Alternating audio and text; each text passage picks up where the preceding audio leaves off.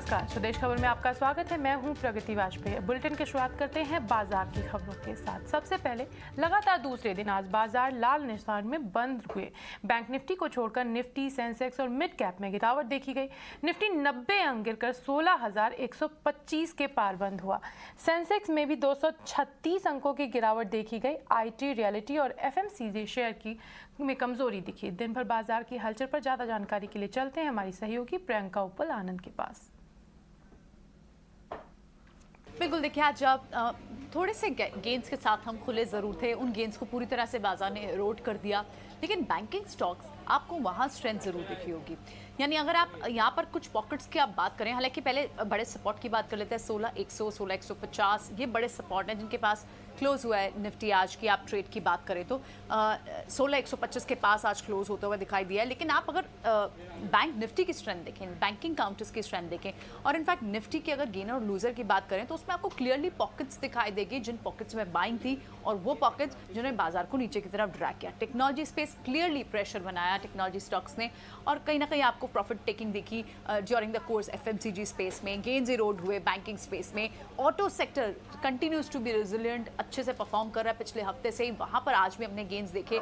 Pharma space में आप देखेंगे कि जब से फार्मा स्पेस में इनफैक्ट दो काउंटर्स को देखें तो पहला बड़ा गेनर डॉक्टर रेड्डीज और बड़ा लूजर डिविस लैब। लगभग 20% लूज किया है डिविस लैब ने सिर्फ 2 दिन में। कल से लेकर आज तक में 20% तक का फॉल देखने को मिला है। Post the earnings, management commentary, no certainty, no guidance on revenue, और इसके चलते आपने बाजार को इसे पनिश करते हुए स्टॉक को देखा। On the contrarian doctor Reddy's अभी तक आप वहां अच्छी कमेंट्री के बाद उसमें मूव्स आप देख रहे हैं, तो ये एक टॉप गेनर और एक टॉप लूजर निफ्टी के लिहाज से। अच्छे कमेंट्री के नंबर्स जिनका इम्पैक्ट क्लियरली हेडविंड्स अब कम है, अंडर परफॉर्मेंस से निकल रहा है ऑटो स्पेस, वहां पर भी आप तेजी देखेंगे। आज की अगर आप बड़े काउंटर्स की बात करें जिन्होंने बाजार को सपोर्ट नहीं दिया, तो उसमें आपको क्लियरली टेक्नोलॉजी स्पेस वीक दिखाई दिया। पहले 5 बड़े लूजर्स में टेक महिंद्रा था। नंबर्स वीक होने के बाद नो कमेंट्री या मिसिंग ऑन द कमेंट्री, उसमें डिविस लैब, ग्रासिम के नंबर्स वीक हुए। उसके बाद आपने वहाँ पर प्रॉफिट बुक होते हुए देखे। प्रॉफिट बुक होते हुए आपने इनफैक्ट वहाँ सेल साइड ट्रेड्स दिखे। ONGC जैसे स्टॉक्स में आपने प्रॉफिट बुक होते हुए देखे। ऑन द कॉन्ट्रेरियन गेनर्स में आपको डॉक्टर रेड्डीज, HDFC, कोटक और FMCG स्पेस से नेस्ले, ये काउंटर्स से जिन्होंने आज तेजी के ट्रेड दिखाए। कुछ सेक्टर्स की बात करनी होगी जो क्लियरली आज स्ट्रेंथ दिखा रहे थे। उसमें फर्टिलाइजर और केमिकल स्पेस, कोरोमंडल हो, चंबल हो, टाटा केमिकल, SRF, दीपक नाइट्रेट, ये सारे स्पेस में आपको बस दिखाई दी। शुगर स्पेस से लेकर एक न्यूज़ आई जहां पर बात हो रही थी कि वहां पर एक्सपोर्ट्स को लेकर एक कैप लगाएगी just to keep the food inflation prices in check for a futuristic approach, एक प्रिकॉशनरी स्टेप। वहां से हमने एक शार्प रिएक्शन शुगर स्टॉक्स में देखा। वीक थे आज और वीक हुए, लेकिन उसके बाद हमने देखा कि इस खबर को जब बाजार ने समझा तो वहां संभले भी और काउंटर्स ऊपर आए भी, रिकवर भी। बलरामपुर चीनी जैसे, रेणुका शुगर जैसे काउंटर 3-2, 4% ऊपर की तरफ भी आए। तो आज का पूरा दिन अगर आप बात करें, ऑटो स्पेस आपको क्लियरली अभी भी स्ट्रेंथ साइड पे दिखाई दे रहा है। फार्मा स्पेस में आपको आज बाइंग, फार्मा स्पेस में भी आप लगातार शुक्रवार से बाइंग देख रहे हैं। बैंकिंग स्पेस में आपको कल भी स्ट्रेंथ थी, आज भी स्ट्रेंथ को थोड़ा मोमेंटम जरूर लूज हुआ होगा, लेकिन वहां पर आपको कंटिन्यूअर हेवी वेट्स, बड़े स्टॉक्स जो हैं जैसे रिलायंस हुआ, HDFC बैंक को, ये आपको इतने वीक नहीं दिखे। तो बाजार को इन्होंने नीचे की तरफ नहीं खींचा। ड्रैगर जो मेजरली थे वो टेक्नोलॉजी स्पेस से निकल कर आए। तो ये था बाजार का आज का दिन भर का मूव। मार्सलेस इन्वेस्टमेंट के सौरभ मुखर्जी का कहना है कि भारत में नई जॉब के क्रिएशन से अफोर्डेबल हाउसिंग को फायदा मिलेगा। उन्होंने कहा कि डिस्ट्रीब्यूशन की दिक्कतों को देखते हुए उन्होंने लाओपाला को अपने पोर्टफोलियो से हटाने का फैसला किया है। उसके बदले होम फर्स्ट खरीदा गया है। जो इंडिया में फॉर्मल एम्प्लॉयमेंट बन रही है, ईपीएफओ के डेटा के मुताबिक लास्ट 3 साल में करीबन 32 मिलियन, 32 मिलियन जॉब्स की क्रिएशन हुई है। ये जो एम्प्लॉयमेंट का जो सिलसिला है, फॉर्मल एम्प्लॉयमेंट का जो सिलसिला दिख रहा है ईपीएफओ के डेटा से, इसका फायदा हमारे ख्याल से अफोर्डेबल हाउसिंग फाइनेंस में आएगा। 10 लाख 15 लाख वाले मॉर्गेजेस में यहाँ पे आवास और होम फाइनेंस अच्छा काम कर रहे हैं। होम फर्स्ट, आवास और होम फर्स्ट अच्छा काम कर रहे हैं। दोनों की कैपिटल पोजीशन स्ट्रांग है। इनकी asset quality management through the DHFL वाला जो क्राइसिस था, यस बैंक वाला जो क्राइसिस था, कोविड के क्राइसिस के थ्रू उनकी एसेट क्वालिटी मैनेजमेंट स्ट्रांग रही है। यूज ऑफ टेक्नोलॉजी इनकी बेहतरीन है। इसलिए हमारे ख्याल से going into a going into an economic recovery and still stress की कोविड के पोस्ट कोविड की इकोनॉमिक रिकवरी की भी शुरुआत है, काफी लंबा रास्ता आगे तय करना है। Going into an economic recovery अच्छे हाउसिंग फाइनेंस कंपनी की हमारे ख्याल से हमको अच्छी अपसाइड मिलेगी, इसलिए दोनों आवास और होम फर्स्ट हमारे पोर्टफोलियो में है। लाभपाल हमारे पोर्टफोलियो में काफी सालों से था। कंपनी कमाल की कंपनी अजीत झुंझुनवाला जी ने लास्ट 15 साल में बनाई है, जिस वजह से हमने बेचा। काफी हद तक हमको डिस्ट्रीब्यूशन में, स्पेशली वेस्टर्न इंडिया में कुछ हद तक डिस्ट्रीब्यूशन के चैलेंजेस लगे, प्लस कॉम्पिटिटिव इंटेंसिटी लाभपाला के स्पेस में। लाभपाला ने स्पेस को बनाया है, क्रॉकरी के स्पेस को लाभपाला ने पूरा क्रिएट किया है, बट कॉम्पिटिटिव इंटेंसिटी बढ़ रही थी। और looking at the last 15 years of evolution in the space, हमको लगा कि इस स्टॉक को हटा के हाउसिंग फाइनेंस कंपनीज जोड़ना बेहतर रहेगा। स्टील सेक्रेटरी संजय सिंह का कहना है कि घरेलू सप्लाई बढ़ाने के लिए सरकार ने एक्सपोर्ट पर ड्यूटी लगाई है। डिमांड और सप्लाई में बैलेंस लाने के लिए सरकार ने ये फैसला लिया है। देखिए, अगर हम हमारे स्टील सेक्टर को देखें, उसमें ISPs हैं, बड़े स्टील प्लेयर्स हैं, छोटे स्टील प्लेयर्स हैं, उसमें स्पेशलिटी स्टील प्लेयर्स हैं जो एलॉय स्टील बनाते हैं, वैल्यू एडेड स्टील बनाते हैं, और उसी प्रकार से कंज्यूमर्स हैं। हमारे कंज्यूमर्स में इंडिविजुअल्स हैं, इंफ्रास्ट्रक्चर प्रोवाइडर्स हैं, और स्टील मेकर्स हैं कि जो स्टील प्रोड्यूस करते हैं वो भी जो ISP स्टील जिस प्रकार की बनाते हैं उस स्टील को कंज्यूम करते हैं। और इन सब को ध्यान में रखते हुए इन सब की रिक्वायरमेंट्स अलग अलग है। जो बगैर बड़े जो प्लेयर्स हैं उनकी रॉ मटेरियल की आवश्यकताएं थी, उस कारण से वो लगातार इस विषय को उठा रहे थे। जैसे कोकिंग कोल एक बहुत बड़ा विषय था, तो कोकिंग कोल की ड्यूटी नील कर दी गई है। उसी प्रकार से पैलेट्स एक ऐसा विषय है कि जिसमें पैलेट्स एक बहुत एफिशिएंसी बढ़ाने के लिए बहुत आवश्यक एक इंग्रेडिएंट है स्टील मेकिंग में। वो एनवायरनमेंट फ्रेंडली है, कोकिंग कोल का यूसेज घटाता है, आयरन ओर का यूसेज घटाता है, कार्बन जो फुटप्रिंट है उसको घटाता है, और उसे हमें बढ़ाने की भी आवश्यकता है। और जो छोटे प्लेयर्स हैं जो स्पॉन्ज आयरन बनाते हैं वो बहुत अधिक उसका इस्तेमाल भी करते हैं। तो इस कारण से इन दो चीज़ों को रॉ मटेरियल के उसमें हमने इन्हें एड्रेस किया है। बट सबसे बड़ा जो एक विषय था वो ये था कि हमें हमारे देश के भीतर डिमांड और सप्लाई का मिसमैच हो रहा था। जो सप्लाई थी वो कम थी, डिमांड ज़्यादा थी, क्योंकि जिस प्रकार का पुश बजट ने इस वर्ष के जो बजट है उसने दिया है इंफ्रास्ट्रक्चर को, और हम आत्मनिर्भरता की ओर बढ़ रहे हैं, तो उस प्रकार के एक परिदृश्य में हमें और अधिक सप्लाई बढ़ाने के लिए इस प्रकार के मेजर लेने की आवश्यकता थी। देखिए, प्राइसेस जो डिमांड और सप्लाई है, जितनी डिमांड है और जितनी सप्लाई हो रही है उसके आधार पर निर्धारित होती है। हमारे देश के भीतर डिमांड बहुत अधिक है। 2 वर्ष कोविड के रहे, उस कारण से डिमांड कुछ हद तक कॉम्प्रेस हुई थी, मगर अगर हाई प्राइस होती है वो डिमांड को बहुत अधिक कॉम्प्रेस कर देती है। तो डिमांड को भी एक लेवल पर रखना, प्राइसेस को भी एक लेवल पर रखना बहुत अधिक आवश्यक होता है। तो जब हमारी डिमांड सप्लाई मैच होगा तो प्राइस, हम कहें कि नेचुरल कोर्स में भी नॉर्मलाइज होती हैं। तो अभी हम देखेंगे इस प्रकार से कि बहुत अधिक, हमें तो लगता है कि बहुत अधिक इसका इम्पैक्ट होने वाला है।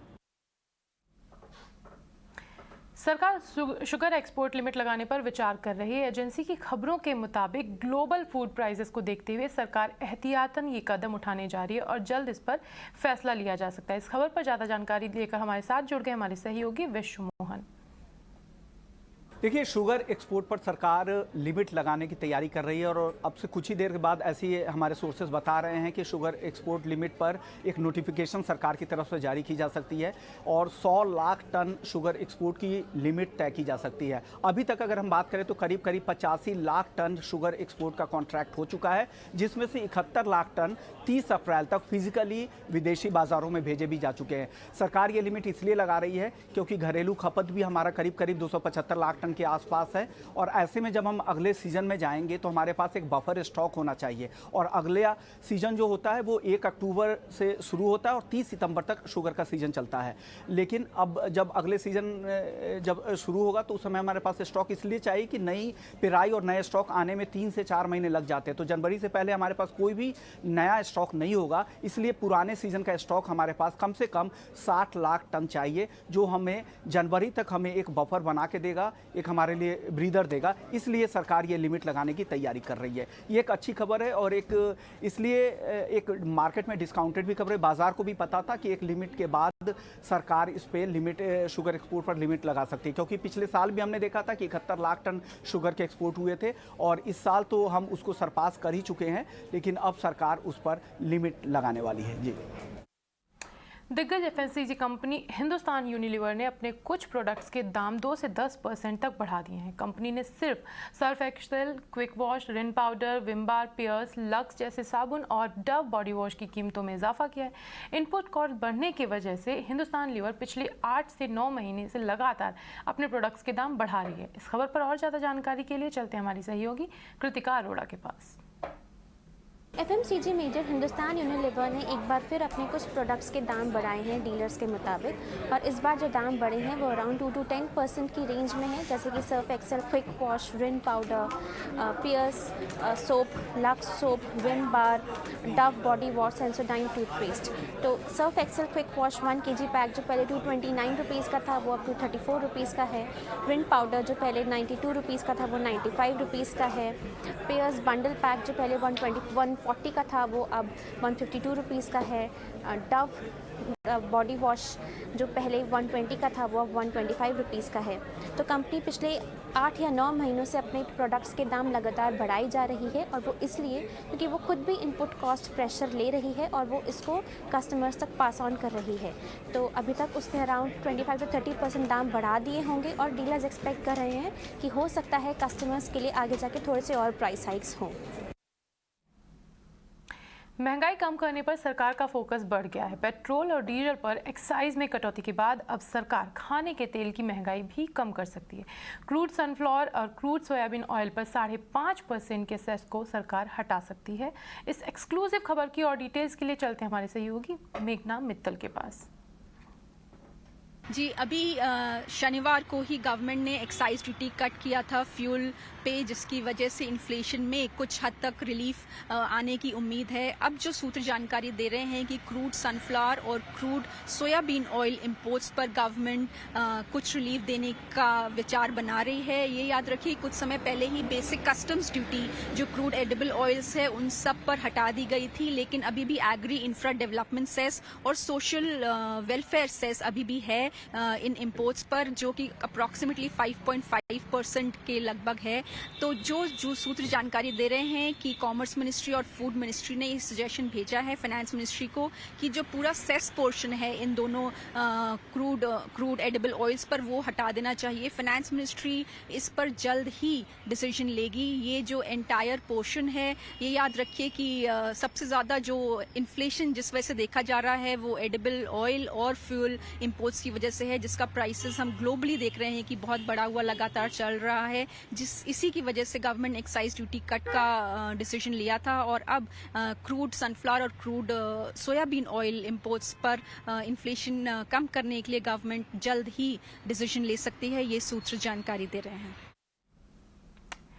आईआरसीटीसी के लिए कई मोर्चों पर अच्छी खबर आ रही है। टूरिज्म और केटरिंग सर्विसेज से कंपनी के रेवेन्यू में ज़बरदस्त बढ़ोतरी के अनुमान है।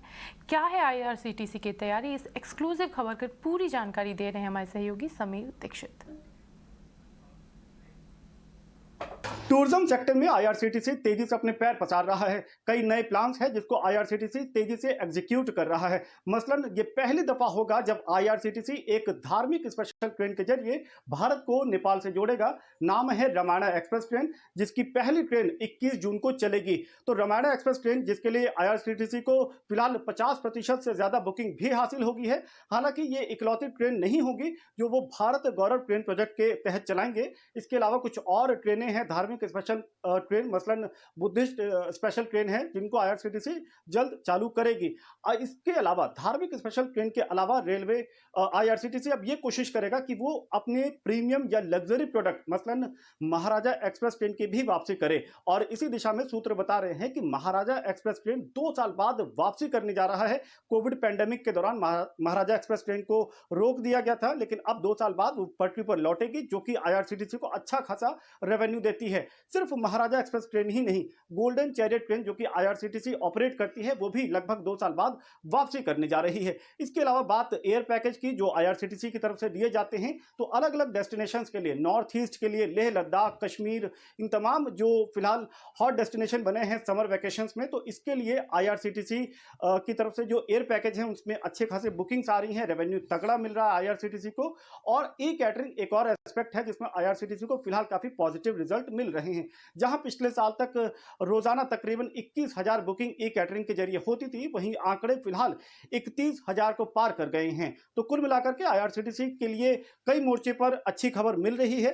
टूरिज्म में तेजी से पैर पसार रहा है आईआरसीटीसी, और उम्मीद यही है कि आने वाले समय में आईआरसीटीसी इन दोनों ही क्षेत्र में, कैटरिंग और टूरिज्म में, अच्छे खासे नंबर जरूर लेकर के आ पाएगा।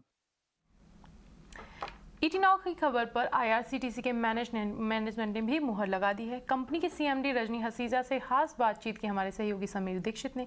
क्या कुछ कहा उन्होंने इस बातचीत में, चलिए सुनते हैं।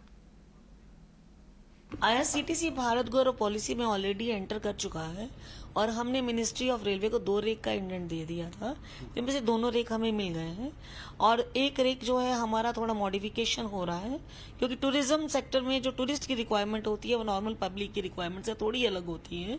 तो ये मॉडिफिकेशन जो हो रही है हमारी आलमबाग वर्कशॉप में कैरी आउट हो रही है। मोस्ट लाइकली ये रेक हमें जून के फर्स्ट वीक में हैंडओवर हो जाएगा, और उसके बाद जो कॉस्मेटिक चेंजेस होते हैं थोड़े से जो हमें खुद करने हैं वो करके हम 21 जून को ये गाड़ी श्री रामायणा सर्किट पर चलाने जा रहे हैं, जिसके लिए जो बुकिंग है 15 दिन पहले ही आरंभ हो गई थी, और लगभग नियरली जो है इसकी 50% के आसपास बुकिंग हो भी चुकी है। करप्शन के आरोप में पंजाब की भगवंत मान सरकार ने स्वास्थ्य मंत्री डॉक्टर विजय सिंगला को बर्खास्त कर दिया है। सीएम भगवंत मान के इस फैसले के बाद एंटी करप्शन विंग ने भी कार्रवाई की है और आरोपी मंत्री को गिरफ्तार कर लिया गया। विजय सिंगला स्वास्थ्य विभाग में हर काम और टेंडर के बदले कमीशन मांगने का आरोप रखते थे।